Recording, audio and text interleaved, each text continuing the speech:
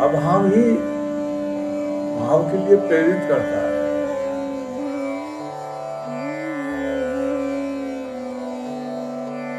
के साधक को निश्चिंत हो जाना चाहिए।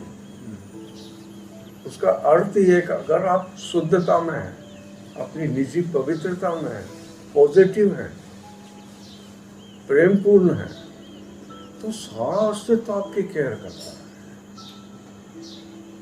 और उस केयर में एक दिक्कत और आती है कि आप चाहते हो वो नहीं होता, और जो नहीं चाहते हो वो होता है। कई दफा ऐसा भी होता है। तो वो अपन चाहते हैं, जो नहीं होता है तो वो बेटर होता है।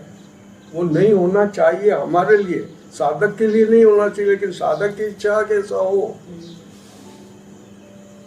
और अपने को मालूम नहीं क्या होना चाहिए, वो होता, और बाद में मालूम पड़ता कि यार अच्छा हुआ वो नहीं हुआ, मैं तो वो चाह रहा था कि वो हो, लेकिन वो नहीं हुआ तो अच्छा हुआ।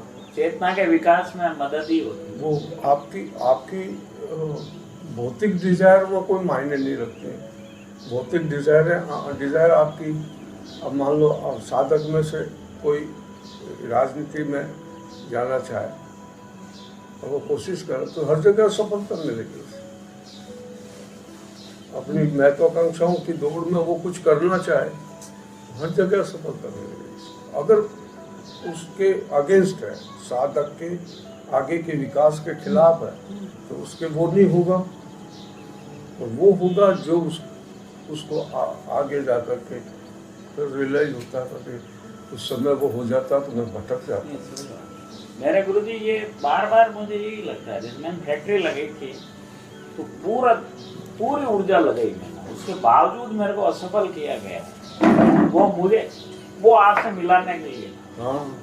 बाकी दुआ कहीं गैंगशा मालिक हो जाते हैं ना, वो उससे लग जाते हैं, संपर्क ही नहीं होता। संपर्क ही नहीं होता। हाँ, तो ये पहचानना बड़ा कठिन होता है कि मेरे काम क्यों नहीं हो रहे हैं, या मेरे को ऐसा क्यों रखा जा रहा है, ये तकलीफें मेरे को क्यों है।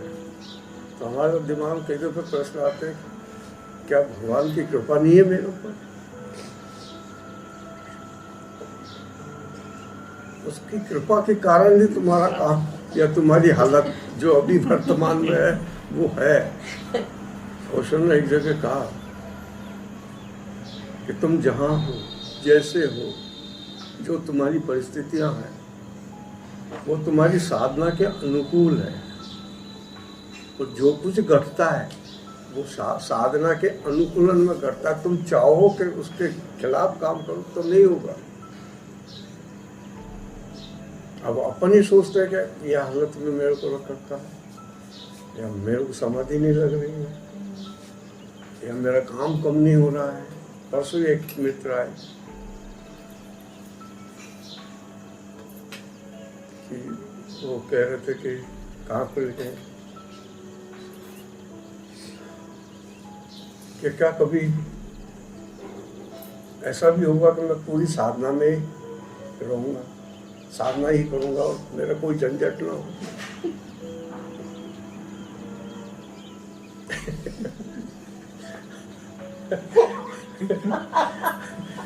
अगर मैं कल झंझटे तो साधना करवाती है, अगर सब झंझटे हट जाए तो साधना होगी नहीं। यानी विपरीत फोर्स जरूरी है। आप मैंने तो कहा आपको दिन भर फ्री कर दिया जाए, कोई काम नहीं, कोई धंधा नहीं, कोई परिवार नहीं, कोई बच्चे नहीं, क्या करो? सब ध्यान करो। मैं दिन भर ध्यान कर सकते हो।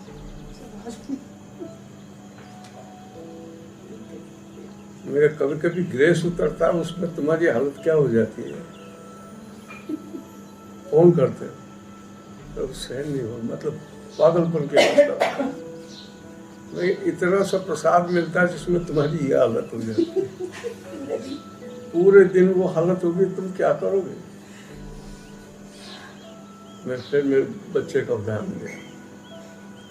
मेरा बच्चा फैक्ट्री भी चला रहा और ध्यान भी कर रहा है, और परिवार का भी ध्यान रख रहा है, और मेरे सब कंसर्न का भी ध्यान रख रहा है। वो एक क्षण को फ्री नहीं और ध्यान कर रहा है। मतलब अगर हम जो काम करते हैं या जो हमारी विपरीत परिस्थितियां आती हैं तो एग्जामिनेशन की तरह है। आपका टेस्ट होता है, उसमें आपकी जांच होती है, आपको आप ही को पता लगता है, दूसरा कोई जानता ही नहीं आपके भीतर क्या हो रहा, आप ही जानते हो। और वो विपरीत परिस्थितियां अगर आप उनसे फाइट करते हैं, उनसे उनकी केयर करते हैं, उस रास्ता ढूंढते हैं, तो आपको पूर्ण सहयोग मिलता है।